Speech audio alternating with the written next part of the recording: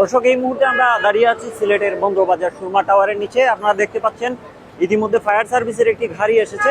আমরা জানতে পেরেছি এখানে সুরমা টাওয়ারের যে গ্রাউন্ড ফ্লোর, সেখানে কিছুক্ষণ আগে আগুন লেগেছে।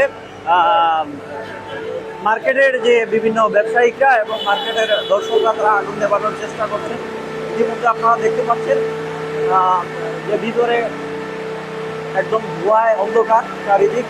এখানে ফায়ার সার্ভিস কাজ করছে। আগুন কিছুক্ষণ আগে লেগেছিল, তো নিভেই গেছে প্রায়। এখন শুধু কিছু ধোঁয়ার অবকাশ দেখা যাচ্ছে এখানে। আমরা একটু জানতে চেষ্টা করবো আগুন লাগার উৎসটি কি।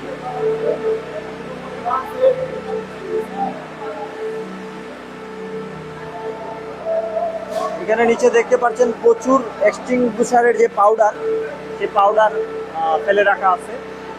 কোথা থেকে আগুন সূত্রপাত হয়েছে সেটি দেখার চেষ্টা করছেন ফায়ার সার্ভিসের যে সদস্যরা আছে।